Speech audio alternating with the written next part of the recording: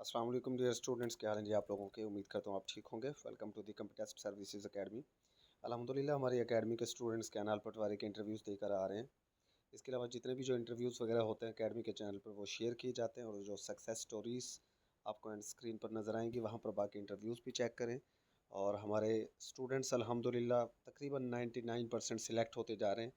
उनके भी आप व्यूज़ एंड कमेंट्स चेक करें। डिस्क्रिप्शन में जाएंगे नीचे आपको हमारे डेमो लेक्चर्स मिल जाएंगे। सेशन को ज्वाइन कीजिए और अपनी कामयाबी को यकीनी बनाइए इंशाल्लाह।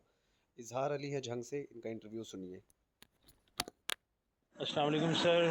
अच्छा सर, मेरा इंटरव्यू हो गया है और जिन्होंने इंटरव्यू लिया है मेंबर साहब वो थे नसीर अहमद ख़ान साहब। और पैनल मतलब चेंज हो गया था, पहले था हबीबुर रहमान गिलानी साहब के पास, लेकिन अभी हमारा जो था ना वो नसीर साहब के पास था। तो जाते ही इस्लाम लिया और उन्होंने इस्लाम नहीं लिया बेसिकली। जैसे ही मैंने कहा मेरी कमी, उन्होंने कहा यस। अभी मैं रास्ते में ही था, उन्होंने कहा प्लीज़ है, बस सीट में बैठ गया। और उसके बाद उन्होंने पूछा जी ये बताएं जी किला नंबर और एकड़ नंबर में क्या, एक किला और एकड़ में क्या फ़र्क है। मैंने कहा कि सर कि ये सेम ही है, और उर्दू में हम एकड़ बोल देंगे और पंजाबी में हम उसको किला बोल देंगे। नहीं नहीं नहीं, इसमें डायमेंशन का फ़र्क होता है ये वो। मैंने कहा जी ठीक है। ये कहते कि किला जो है ना वो थोड़ा छोटा होता है और जो बड़ा और एकड़ होता है वो बड़ा होता है। और उसके बाद फिर उसने मुझसे पूछा कि बाबा क्या करते हैं। मैंने बताया कि मेरे जो है ना वो आर्मी से रिटायर्ड हैं, और वो जो हैं अपना भी गाड़ी चलाते हैं एक अस्करी बैंक में। तो ज़िम्मेदारा भी हमारे पास 3 एकड़ हैं ज़मीन के, हम वो भी काश करते हैं। और फिर कहते कि ठीक है।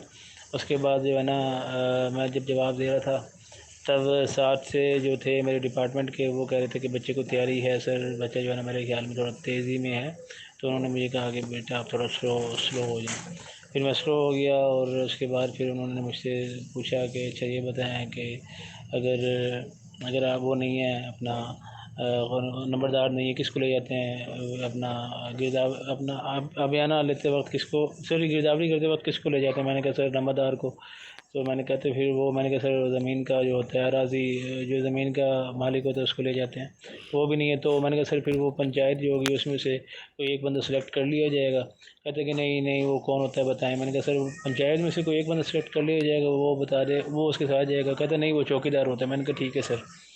फिर वो कहते हैं कि अच्छा ये बताएं कि ये बताएं कि मौका कैसे, मौके मौके को किस तरह नंबर दिया जाएगा।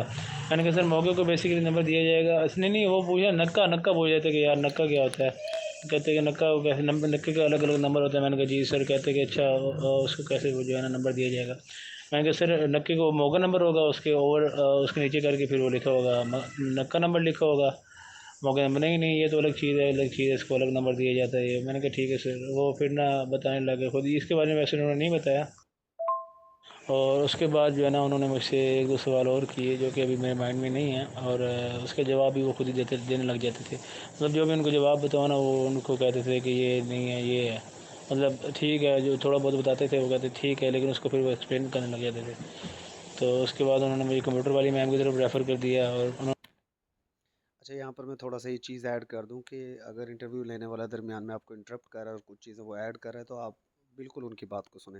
सम टाइम आपका आंसर ठीक भी होता है, वो जस्ट आपको कंफ्यूज भी कर देते हैं। नहीं नहीं बेटा बेटा ये तो आप गलत बता रही है, इस तरह तो नहीं है। आपका कॉन्फिडेंस भी सम टाइम चेक किया जा रहा होता है, और सम टाइम वो ये भी देख रहे होते हैं कि यार ये बंदा क्या अपने सीनियर की बात को या अपने सामने वाले की बात को सुनता भी है, या आगे से किस तरीके से बिहेव करता है। तो ये चीज़ें इंटरव्यू के अंदर बड़ी इंपॉर्टेंट होती है। इसको नेगेटिव ना लिया करें, ये कोई नेगेटिव चीज़ नहीं होती, और ना ही इससे ये होता है कि बंदा कोई रिजेक्ट हो जाएगा। हाँ, अगर आपका बिहेवियर वहाँ नेगेटिव हो गया, आप परेशान हो गए, कंफ्यूज हो गए, तो फिर वो कहेंगे कि यार ये बंदा नहीं डील कर पा रहा ठीक तरीके से। तो ये सिचुएशन बड़ी इंपॉर्टेंट होती है, इंटरव्यू में ख्याल रखा करें इसका। मुझसे पहले पूछा काउंट ए, और कहती कि 2 शीट्स को आपस में कैसे मर्ज कर सकते हैं। मैंने कहा जी सर जी मैम कर सकते हैं मर्ज। कहती हैं कैसे। मैंने कहा मैम अगर 2 शीट्स हैं, अगर फॉर एग्जांपल एक शीट में डाटा लिया हुआ है और दूसरी शीट में डाटा है, और अगर हम चाहते हैं कि इन दोनों शीट्स का जो डाटा है वो तीसरी शीट में आ जाए, तो हम उसका फार्मूला लगाएंगे, कंट्रोल और ब्रैकेट बंद, और उसके बाद होगा शीट 1 और एक्सप्लेनेटरी मार्क्स। आगे से फिर सेल रेफरेंस दिया जाएगा, और उसके बाद फिर प्लस, मिसाल के तौर पर अगर हम सम कर रहे हैं तो प्लस, और उसके बाद जो दूसरी शीट होगी उसका डाटा दिया जाएगा शीट 2, और एक्सप्लेनेटरी मार्क्स उसका रेफरेंस दिया जाएगा। फिर कहते हैं सेल रेफरेंस क्या होता है। मैंने कहा मैम ये सेल रेफरेंस बेसिकली अगर मिसाल ले ली जाए कि सेल, और जो सेल होता है उसका नंबर होता है कि ये किस कॉलम में पड़ा है। ए कॉलम में पड़ा है तो हम ए आ जाएगा, और अगर फिर रो का नंबर देखा जाएगा कि रो कौन सी है। अगर रो 1 है तो फिर वो A1 हो जाएगा। अगर कॉलम ए है और रो 1 है तो फिर वो A1 उसका सेल रेफरेंस होगा। फिर कहती हैं कि उन्होंने पूछा काउंटा ए क्या होता है। मैंने कहा मैम काउंटा ए बेसिकली एक फार्मूला है जिसके अंदर मैम बेसिकली जो है ना काउंटा ए में अगर हम कॉलम्स की अगर करना चाहें ना काउंट करना चाहें तो उसमें जितने अगर जो सेल खाली होंगे उनको वो काउंट नहीं करेगा, और बाकी को काउंट करके वो बता देगा कि ये इतने सेल्स हैं। और जो दूसरा फार्मूला है उसमें वो बाकी जितने अगर खाली सेल भी हैं तो उनको भी काउंट कर लिया जाएगा। कहते हैं कि ठीक है। ये 3 सवाल उन्होंने मुझसे पूछे, फिर डिपार्टमेंट की तरफ उन्होंने मुझे रेफ़र कर दिया। तो उन्होंने मुझसे पहले ही पूछा कि ये बताएं कि उन्होंने मुझे पहले कहा कि ना मुझे बताएं कि नहरी नहरी नहरबंदी नहरबंदी किस होती है। उन्होंने मुझसे पूछा नहरबंदी क्या है। मैंने कहा मैम सर नहरबंदी बेसिकली मोगा अगर है तो उसकी वो बाउंड्रीज तय कर दी जाएंगी कि ये किस किस एरिया को सैराब करेंगे। तो कहते कि नहीं नहीं, मैं कहते प्रीनियल किनार और दूसरी नॉन प्रीनियल किनार कौन सी नहीं। मैंने कहा सर पंजाबी में बताओ। तो मैंने उन्हें पंजाबी में बताया ऐसे करके कि सर प्रीनियल की नहरां जड़ियाँ पूरा साल चल सकते तो बाकी दूई जड़ियाँ ना हो तो 6 महीने चलेंगी, या फिर मतलब पंजाबी में मैंने उन्हें बताया। तो उसके बाद उन्होंने मुझे कहा कि आप बताएं कि कर्म क्या है। मैंने कहा सर मैं उर्दू में बताऊँ या पंजाबी में बताऊँ। तो कहते हैं कि ना आप जिस मर्ज़ी ज़ुबान में बता रहे हैं। फिर मुझे वो कहने लगे कि आप वहाँ तो फील्ड वर्क है ना, तो फील्ड वर्क में तो नहीं होता ना, वहाँ तो आपको हर किसान के साथ डील करना पड़ेगा। मैंने कहा जी सर। तो कहते हैं कि अच्छा इंग्लिश में बताओ कि कैनाल पटवारी की ड्यूटीज़ क्या क्या है। मैंने उन्हें फिर बताया कि सर उनकी प्राइमरी ड्यूटी है the duty if you talk about duties of canal patwari the primary duties are girdawari और and also prepare warabandi and secondly जो है ना उनको मैंने फिर बताया एक चीज़ सी। And secondly assessment of tawan sir basically, और tawan case preparation of tawan case also duty of canal patwari, और एंड ही अटेंड आल्सो जो कोर्स विद जिलेदार। तो कहते हैं अच्छा ठीक है।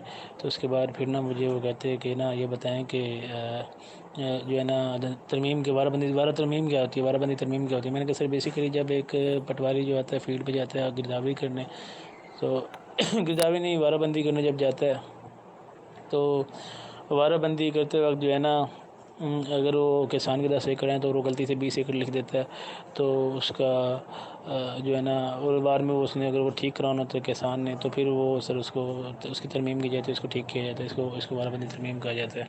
तो कहते कि नहीं पटवारी क्यों कटेगा। मैंने कहा सर इंसान है गलती हो जाएगी उससे। कहते कि नहीं नहीं वो जल्दी में गलती कर देगा जिस तरह आप जल्दी में इंटरव्यू दे रहे थे ऐसे करके। फिर वो हंसने लग गए। फिर मैंने थोड़ी स्माइल पास की और थोड़ा सा मैं भी थोड़ा सा बिल्कुल हंसा, ज़्यादा नहीं हंसा, और थोड़ी सी स्माइल मैंने भी पास की। फिर नसीर साहब उस वक्त ना मेरे मुंह की तरफ देख रहे थे नसीर साहब। जब मैंने थोड़ा मुड़ के देखा ना तो तब वो जब मुझे उन्होंने फ्री किया ना तो उन्होंने मुझसे ये भी पूछा कि जो है ना वो नक्के का नंबर कैसे लिया जाएगा। मैंने कहा सर मोगा नंबर होगा उसके ओवर फिर हम नक्के का नंबर लिख देंगे। नहीं नहीं नहीं ये नहीं होता। फिर उन्होंने मुझे इसका आंसर नहीं बताया। उसके बाद वो मेरा नंबर लिखने लगे, शायद मेरिट बना रहे थे।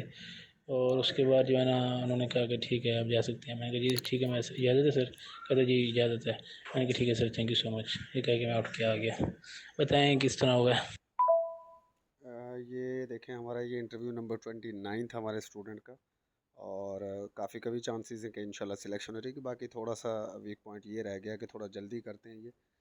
और एजाज अभी भी बल्कि ये इंटरव्यू शेयर करते हुए भी ज़रा जल्दी जल्दी बोल रहे थे। थोड़ा सा ठहर ठहर कर बात करनी चाहिए और जवाब देते हुए थोड़ा सा इस चीज़ का ख्याल रखना चाहिए। मॉक इंटरव्यूज़ काफ़ी दिए थे एजाज ने, और एजाज की तैयारी भी अच्छी थी।